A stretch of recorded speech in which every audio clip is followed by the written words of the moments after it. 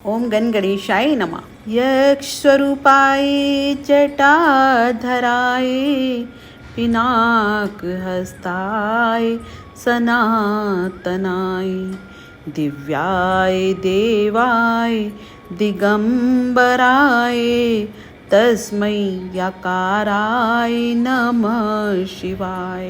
अर्थात जिन्होंने यक्ष रूप धारण किया है, जो जटाधारी हैं, जिनके हाथ में पिनाक है, जो दिव्य सनातन पुरुष हैं, उन दिगंबर देव या कार स्वरूप शिव जी को नमस्कार है। पंचाक्षरमिदं पुण्यम या पठेत शिव सनिधो शिवलोकमवाप्नोति शिवेन सह मोदते। अर्थात जो शिव जी के समीप है, इस पवित्र पंचाक्षर स्त्रोत का पाठ करता है, वह शिवलोक को प्राप्त होता है और वहाँ शिव जी के साथ आनंदित होता है। आप सभी नमः शिवाय पंचाक्षर मंत्र के द्वारा पवित्र मन से किसी भी साधन द्वारा भोले बाबा की पूजा करोगे तो भोले शिव अपनी कृपा से सभी को कृतार्थ करेंगे। आप सभी श्रोताओं का माँ की धरोहर चैनल पर स्वागत है।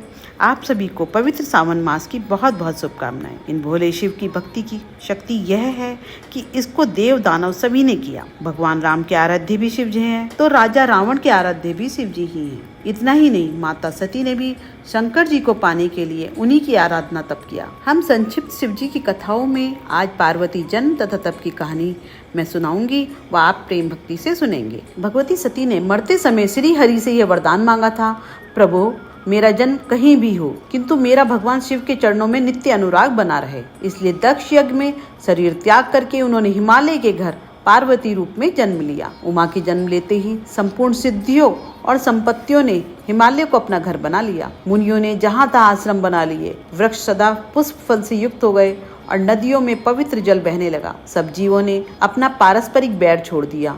ऐसा लगता था जैसे प्रकृति देवी ने अपनी स्वामिनी का स्वागत करने के लिए अपना हृदय खोलकर उनके चरणों में भेंट कर दिया हो। हिमवान तथा मैना के आनंद की कोई सीमा नहीं रही।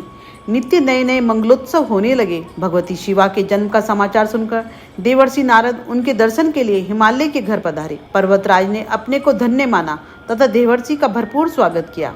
अपनी कन्या का भविष्य जानने की इच्छा से उन्होंने उससे मुनि के चरणों में प्रणाम करवाया। उसके बाद उन्होंने हाथ जोड़कर कहा, मुनिवर आप भूत वर्तमान और भविष्य के ज्ञाता हैं, अतः आप हृदय में विचार कर इस कन्या के दोष और गुण बताइए। देवर्षि नारद ने कहा, गिरिराज तुम्हारी कन्या संपूर्ण गुणों की खान तथा शुभ लक्षणों से युक्त है। वह अपने पति को अत्यंत ही प्रिय होगी, इसका सुहाग सदा अचल होगा तथा यह माता पिता का यश बढ़ाएगी। इसका नाम उमा होगा। अब इसमें जो दो चार अवगुण हैं उन्हें भी सुन लो। इसे मानहीन, माता पिता विहीन, नग्न तथा अमंगल वेश वाला पति मिलेगा। परंतु मैंने वर के जो दोष गिनाए हैं वह सभी शिव जी में हैं। अतः यदि तपस्या करे और इसका विवाह शिव जी के साथ हो जाए तो ये अवगुण भी गुण हो जाएंगे, ऐसा मेरा विश्वास है। तुम्हारी कन्या के लिए शंभु जी को छोड़कर और कोई उपयुक्त वर नहीं है, इसलिए अपनी कन्या के कल्याण के लिए तुम्हें इसे तप की शिक्षा दो। धीरे धीरे भगवती उमा किशोरावस्था को प्राप्त हो गई और उनका शिव जी के प्रति अनुराग भी बढ़ता गया। एक दिन माता पिता का आदेश प्राप्त कर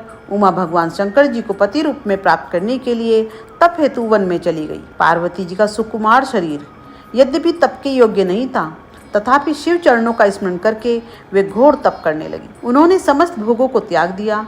उस समय भगवती उमा साक्षात तपस्या ही प्रतीत हो रही थी। भगवान शिव के चरणों में उनका नित्य नवीन अनुराग बढ़ने लगा। तप से वे इतनी तल्लीन हो गई कि शरीर की सारी सुधि बिसर गई। उन्होंने 1000 वर्ष मूल और फल खाकर बिताया। कुछ दिन कठोर उपवास किया तथा कुछ दिन केवल जल और वायु का सेवन किया।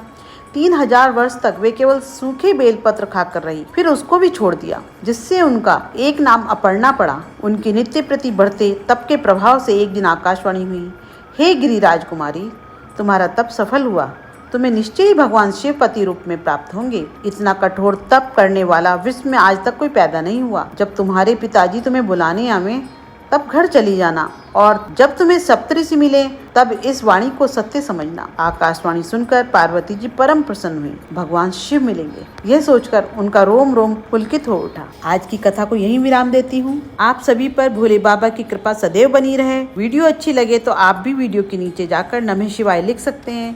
हर हर महादेव।